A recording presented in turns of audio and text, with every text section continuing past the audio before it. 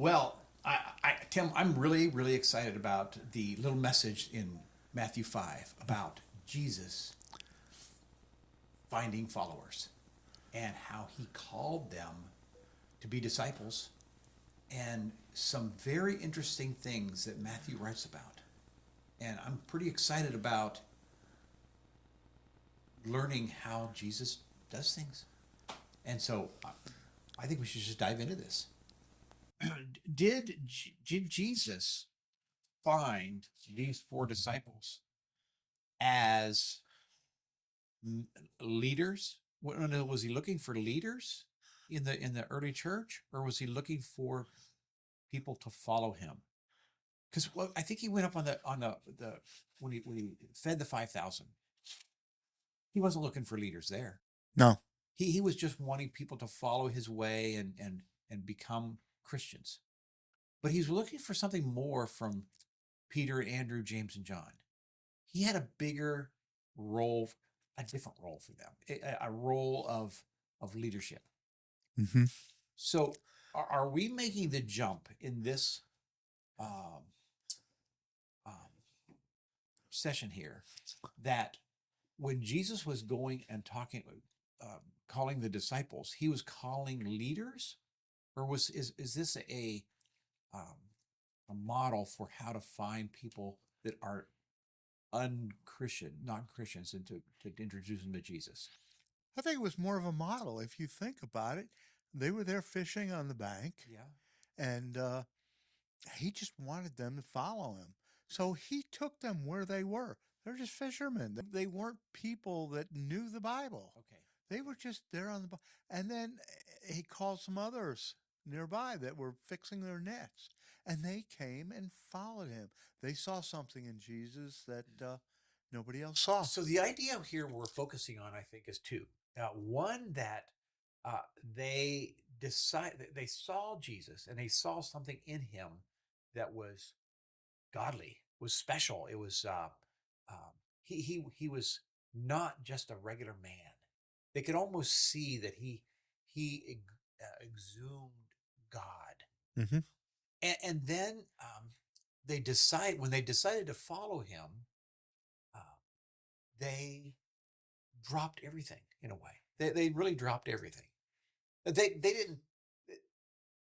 James and John probably still texted their dad Zebedee from time to time, but they weren't in the boat anymore.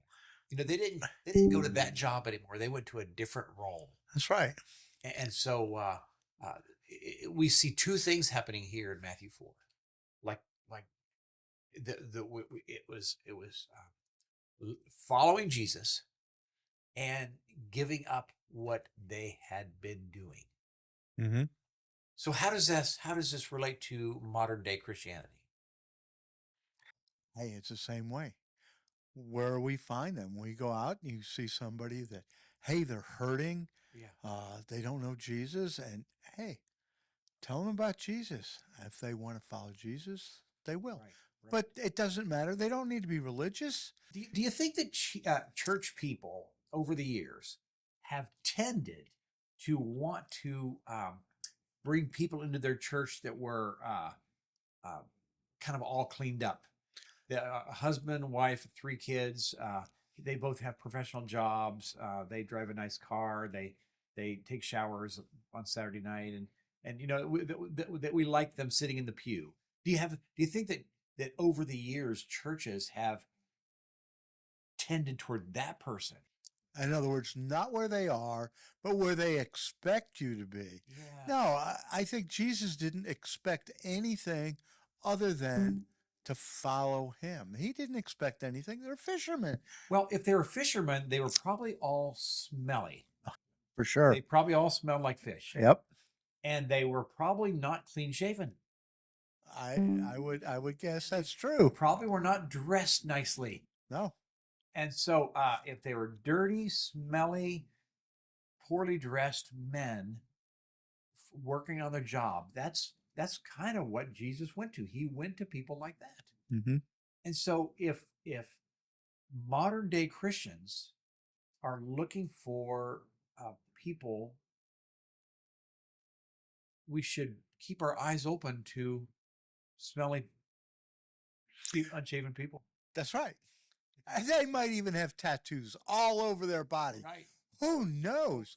Maybe they just got out of prison and there's prison tats everywhere. Yeah, maybe they don't look like us, talk like us, think like us, and God loves them anyway. That's right. That's the incredible thing. I mean, that's not that incredible because if you know God, that's the way God is.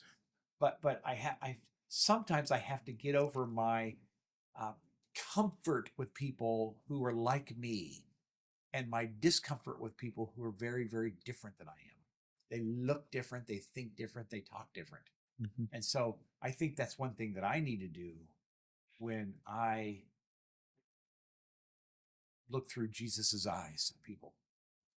So, and I think that this other idea of dropping what they, if people follow Jesus, they have to give up something. That's always the case. It's always the case. Sometimes they have to give up everything. Sometimes they, but almost all the time they have to give up something. Yeah, and the fishermen obviously gave up their nets. So, what is your net? I know, Tim. I think that before I was a Christian, I had a self identity. I thought of myself as something uh, that wasn't necessarily a godly identity. Uh, Now, I still have an identity now. I see. So I'm a husband, and I have an identity as a husband, and I'm a father, and I have an identity as a father. But my biggest identity is I'm a Jesus follower, and it's taken me a long time, really, to be able to have my identity as a Christian first, and as a father and a husband and an executive coach. I do executive coaching, but that's just my job in a way. It's not my identity anymore. Right. And so I think that when people take follow Jesus, the net that they have to give up sometimes is their identity. I am a um, murderer, or I am a drug addict, or I am an alcoholic, or I am a selfish businessman that I greed for more, or I'm an investor and if I don't get a return on investment, I'm a musician. It's whatever identity we have, it has to be given up so we can put Jesus first. So maybe on the Sea of Galilee, did we read that script? Did we read it? I don't know if we did or not. Matthew 4. Why don't you let's read Matthew 4 real quick. All right. Well, we're kind of basing this whole conversation. We are basing this whole conversation on Jesus going along the Sea of Galilee and finding 4 of his disciples. So here we are. I'm going to read Matthew 4, 18 through 22. As Jesus walked beside the Sea of Galilee, he saw 2 brothers, Simon called Peter and his brother Andrew. And they were casting a net into the lake, for they were fishermen. Come, follow me, Jesus said, and I will send you out to fish for people. At once they left their nets and followed him.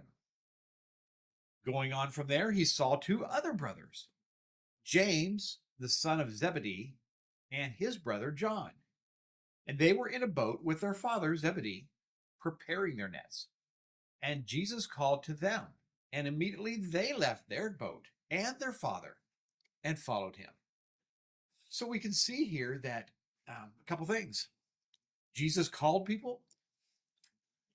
They responded immediately, and they left something. Both the word immediately shows up in both of these, at once and immediately. Sometimes, Tim, I think about the exact words that are written in the Bible and whether they are significant or not. Because I used to read the Bible and I would think, oh, okay, whatever. Um, it's written down there. It's the Bible, whatever. But as I got older, I thought, every word in here is significant. There are no wasted words in the Bible. And so when they say at once they left their father and their nest, and immediately they left, uh,